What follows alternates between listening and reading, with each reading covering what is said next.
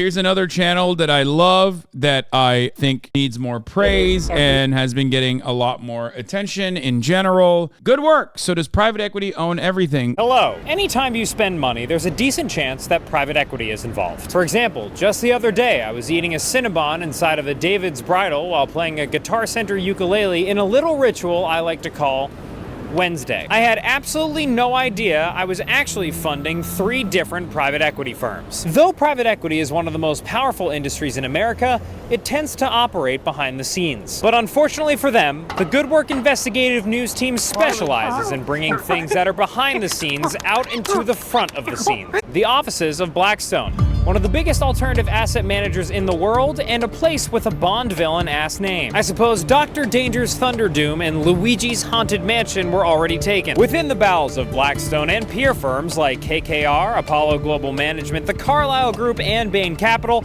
you will find funds whose specialty is investing in private equity, an industry that manages a fuckwad of cash, but we're not really sure how. Private equity firms are everywhere. So what is a private equity fund? Private equity. Private equity is one of the most lucrative and interesting careers in finance. Understanding private... Of course, the dude wearing a Stanford business crew neck is saying that. It's like, oh God, I hate all of this stuff. I unironically think, and I'm being very serious, very real on this, is not even sarcasm. I think usury should have been a sin. It should have been kept being a sin, okay? There is nothing that you can point to the finger at being like the most damaging aspect of late stage capitalism beyond finance capitalism. That's it. The financialization of the entirety of the American marketplace, every single manufacturing hub, every single fucking company that is like originally started off with like honest intentions because you want to produce a commodity or whatever the fuck, all of that turning into a bankifying and financializing every single American corporation, every single corporation in general, is the single worst fucking thing that could have ever happened. I'm not even kidding when I say this. Without stocks, without the market, without the stonk market, without these kinds of banks, I'm not even kidding. Like, we would have already probably withered capitalism away, okay? Or at the very least, it probably would have gotten to a point where people most likely would just look at the situation and go like, yeah, we have a lot of, we should just use some of these amenities. I don't know. I hate it so much. I think it's fucking awful. It's not a wonder that it's been heavily criticized. Stonks are the worst aspect of capitalism. I think if tomorrow we just eviscerated the stock market, it did not exist anymore, a lot of jobs would be lost in the process. A lot of high earners would lose their jobs. I legitimately think that the world would be a better place. I'm not even fucking remotely kidding. If like we had an adequate substitute to it, like without absolutely eviscerating, wiping out like 401ks and shit, you know what I mean? Because like think about it, pension plans and retirement plans, like all of that is now on the stock market. God, it sucks so bad. It is so fucking awful. Private equity begins with understanding public equity. According to Good Work's forthcoming bestseller, How to Win Money and Influence Poors, anybody can invest in public equity in the form of stocks. But private companies are different. Average hoes like you and me can't just go and invest in them. These companies need to raise capital from other places, and that's where private funds come in. The big types of private funds are venture capital, hedge funds, and private equity. VCs, you might remember, gamble capital on high-risk, high-reward startups. Hedge funds pool partner money together to be invested by a professional fund manager. They focus on generating returns fast, and they'll invest in pretty much anything to make that happen, but usually not directly in private companies. Private equity firms, meanwhile, invest directly in entities that aren't publicly traded. They acquire stakes in things or buy them outright, then try to sell their positions at a profit over a little bit longer of a time horizon, usually 5 or 7 years. And lately, they've been stuffing their privates with a whole lot of equity. It is everywhere. They own businesses that you have no idea they own. Gretchen Morgensen is an NBC reporter and author of the book These Are the Plunderers: How Private Equity Runs and Wrecks America. There are thousands of private equity firms, and I really want everyone to know that the ones I'm talking about are the really big, very well-known private equity firms. Blackstone. It's so funny because people would literally be like, well, how do you raise money to like grow your business? And it's the same argument that I hear from people whenever they go, how do you build debt if you don't have a fucking credit card? And it's like, well, why do I need to? Like, I hate that. I know I'm a simpleton, I'm a dumbass, but like, I do genuinely hate the concept of passive income and some kind of capital accumulation through not putting any work whatsoever, but letting your money fucking work for you. I Genuinely despise it. Do I participate in it? Of course I do, because as it stands in the current structure, there's no other way to fucking build a retirement fund, because I don't want to fucking work for the rest of my life when I'm like 78 years old, still streaming, learning new fucking lingo from whatever generation we're on, or whatever next level transphobia that they're engaging in, so I can like adequately fucking define what they're saying and like retort to it. Okay? I've done well without a credit card thus far, but I do have a 401k or like some form of it. I don't know. Fucking my accountants have opened something for me. It's like a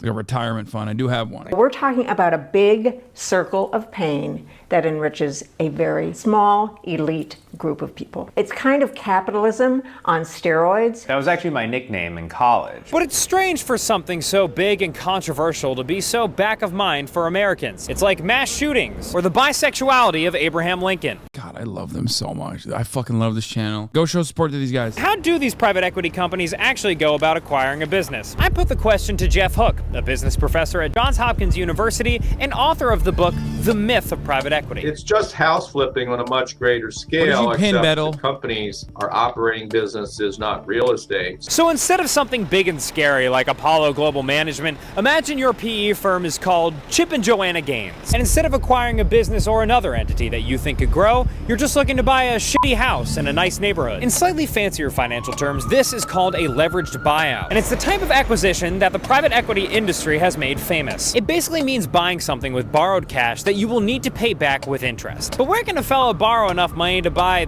Subway? Private equity firms' oxygen comes from public pension funds. Oh, that's so sick. No. It'll be great, guys. It's fine. I think like continue this structure is so sick. I love allowing like a bunch of dudes to gamble with pension funds. It's never been a problem. You know what I mean? It's certainly never been an issue. The sugar daddies of private equity, insanely wealthy families, insanely wealthy college endowments, and the retirement funds of middle-class firefighters. What the hell? What? CalPERS, the largest pension plan in the United States at $457 billion, has a $55 billion private equity portfolio, which is normal practice. Pension funds, which pool public sector employees' retirement funds to more effectively grow it, have long invested in private markets to meet their high return goals. But once PE firms get that institutional investor bag, what do they do with the companies they acquire? I love that the only time fucking weirdos get mad at these guys is, well, one, when they find out about their existence and immediately assume that they're just homifying your children, and not necessarily that like every aspect of American existence has been financialized in a not dissimilar way to NFTs and cryptocurrencies, really, or the future of cryptocurrencies, what they wanted to do. My company was acquired by BlackRock. They said they were going to change things. We have had 2 mass layoffs in a year. What do you mean? That's called efficiency. It's called elimination of redundancy. It's called, guess what? You might have lost your fucking job, or maybe you were one of the lucky ones and now you have to do the job of the dude sitting next to you because now your asshole is puckered up every single time your fucking manager walks by you. But that actually doubles efficiency when you do that. It's just called restructuring. Exactly. However, you want to know who's doing really well in that situation? The fucking people who own the stock, shareholders, the people that we really actually care about. You understand? Sorry, you got restructured, but guess what? Your stock performance is going through the fucking roof. I know that doesn't really mean much to you because you can barely make ends meet and most of your fucking salary directly goes into a fucking landlord who will never step foot inside of your apartment until you start dating a girl that he finds to be sexy and he just suspiciously materializes in your apartment all the fucking time to talk to you over extended periods of time, even though in none of those circumstances did he ever actually fix your fucking AC! Ever! Even though it's been months! And technically it should not be legally permissible and you should be able to legally not pay rent because originally you thought the AC was supposed to be working in the fucking apartment. Yeah, most of your salary goes to that guy and you couldn't give a shit if the shareholder value was improved, but it doesn't really matter because you have no say in the process, you have no fucking mechanism of pushback, you have no mechanism of control, you don't even have a union to even say, hey, maybe we should get some of those back or maybe we should have some assurances and some security, job security specifically, but you will never be able to get that. And every single time you advocate for such a thing, people will look at you and go, shut the fuck up. There are people who are starving in India. You know your fucking place, you dumb fuck, you stupid idiot. I love the system that we're in because I'm a Sigma grindset guy. I'm actually going to work harder. I have a fucking busted down Honda Civic from 1994 that was a hand-me-down from my older brother, and that's my actual asset. Think about, I'm basically the same as a capitalist who owns a fucking factory. But at the last minute, they were busy. We assume they actually just watched our YouTube channel. Or maybe they were working on their own YouTube channel, which includes sick clips like this.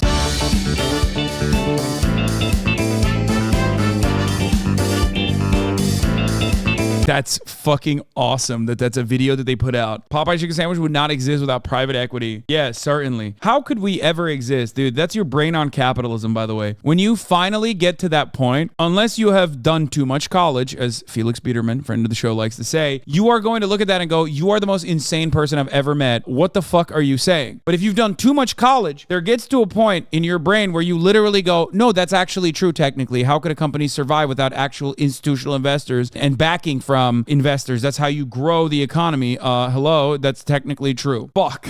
Yeah. Capitalism invented food and eating and people who make food for others to make money. The short time frame that they want the company to be able to be more profitable and therefore be flipped, put 2 pressure points on the company. For example, Toys R Us, which was purchased by a group of PE firms and overwhelmed with debt so much so that it declared bankruptcy in 2017 and since has not recovered. Or Noranda Aluminum, the largest power plant in New Madrid, Missouri, who went into bankruptcy and was forced to close plants after being acquired by Apollo. But private equity firms don't just buy companies. The best private equity hedge fund story is the Instant Pot. That's the best private equity story of all time because they literally had a product. People wanted the product. The product was perfectly valid and perfectly fine. They got bought out and then immediately dunked on, okay? Immediately. They fucked it. They just like picked it apart for parts. That's all they did. Here, this is the story, by the way. Instant Pot failed because it was a good product. A one-hit wonder is never enough. Obviously, the story more so features that like they didn't diversify because everyone that covers shit like this is so capitalism brain that they cannot see a world in which like it's fine to make one fucking product. Instant Pot failed because it was a good product. A one-hit wonder is never enough. That's not true. Instant Pot failed because it was bought and then leveraged against, and then they didn't diversify adequately. But there was no need for diversity in that situation. If you do have a good pot, what the fuck are we talking about? Yeah, they bought it, they merged it with another kitchenware maker, and the combined company was reportedly valued more than $2 billion. A few years and one pandemic later, company filed for bankruptcy on Monday, weighed down by more than $500 million in debt after a year of supply chain chaos and limited success expanding the Instant brand to other categories of household gadgetry. Fuck.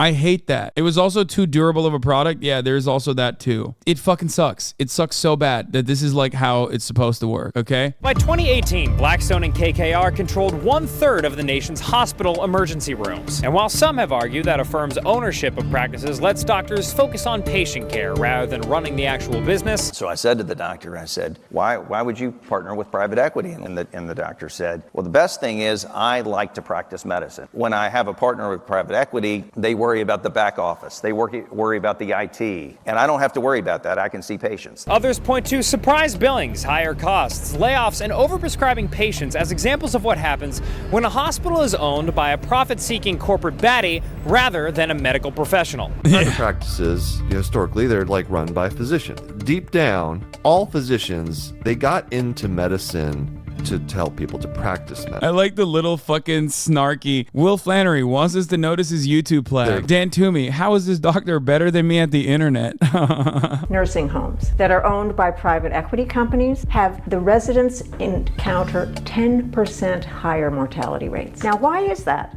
Well, because they cut staff. Because they're... I don't understand how people can see these realities every single day, experience it every single day, and not go, perhaps this organization of the economy is unjustifiably cruel for no reason other than, making a select few people at the tippy top insanely fucking rich at the cost of everyone else suffering all the fucking time. How can you not look at this and just derive that on your own? I don't know. God damn, this shit is so fucking powerful. Capitalist dogma is so fucking powerful. Oh my God. Oh. Like when water bills rose 28% in Bayonne, New Jersey following KKR's acquisition of the town's water system. Or when pandemic relief money found its way to PE firms despite being intended for small business support. Or when the state of California had to evacuate dozens of boys from an abusive Michigan rehab facility for troubled youth that was owned by a Bay Area private equity firm. But if we look at all of these troubling examples of private equity's massive growth and entanglement into public services, one thing remains clear. These guys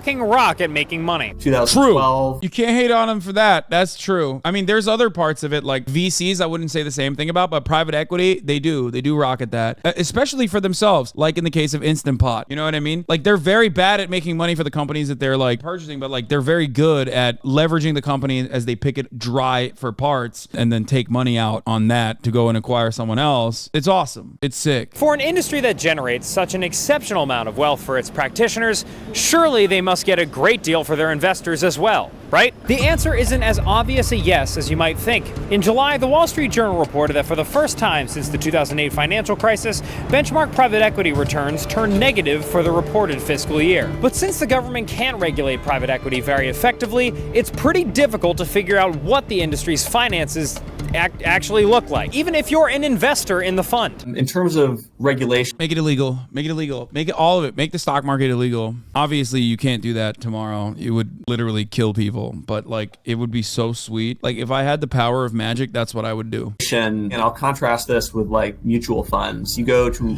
Vanguard's website and you look at one of their mutual funds, you'll see a semi-annual report that's got maybe 28 pages and it's got their expenses, and that's like required by regulation. What is currently required by regulation is basically no disclosure by private equity funds to their investors. The investment process would all be hush hush, and for the private equity industry, that's good. They can keep a lot of their fees hidden and their returns, which are mediocre at best, secret. And while there are studies claiming that private equity as a whole offers better returns than the stock market, there's reason to be skeptical about their numbers. We have seen a number of proposals from private equity funds where the returns are really not calculated in a manner that, they're not calculated in a manner that I would regard as honest. Or all they're doing is lying a little bit to make the money come in. Yeah, that sums it up. You know what's really funny? Obviously, Demon that you might not know or might have only heard about because he wanted to personally fucking recreate the dorm structure to resemble a windowless prison. It's so funny because Warren Buffett is at that fuck you money phase where he just like openly says a lot of shit where people are like, damn, that's so crazy that he's saying that. Like he'll be like, I'm paying less taxes than my fucking secretary. And everyone's like, damn, preach, king. Meanwhile, he's like, I also designed the system. Like I played a fucking significant role in designing the system and ensuring its continuation that makes it so. Okay? It's so wild. It is the classic fucking Chomsky bit that I saw on Twitter the other day, which is like,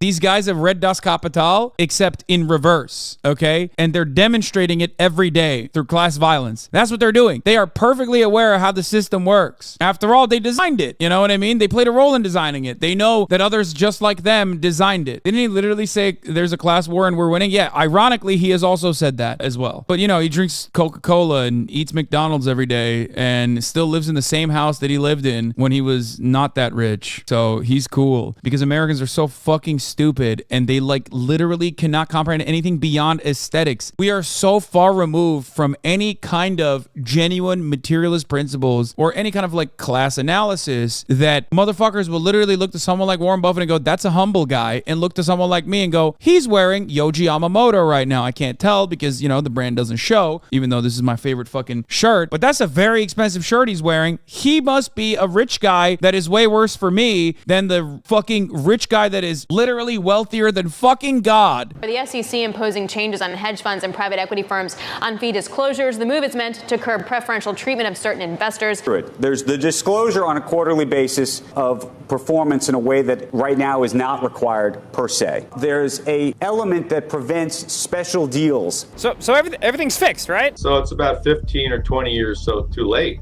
The train's left the station. The plutocracy's become too powerful. They'll be able to ride roughshod over these if they don't even try to get them thrown out in a court case. Well, the new rules have to mean something, right? Like, how fast could they sue them anyway? So there are really three reasons why we're suing the SEC. Touché, suited Eggman. That's Brian Corbett, CEO of the Managed Funds Association, one of the many groups that lobby for hedge funds and private equity firms and are currently suing the SEC for its recent regulation. We think the SEC in this final rule has exceeded its statutory authority. So as we stand today, private equity is mobilizing utilizing their cinematic universe of lawyers. Give while it the to SEC them. tries to rein Fuck them in the for the SEC, first time in baby. many- Those fucking assholes. They had it coming, dude. They fucking had it coming, dude. Fuck yeah. I hate the already crippled regulatory bodies in this fucking country. We should just, we should make it so that the SEC goes after people who don't do insider trading. You know what I mean?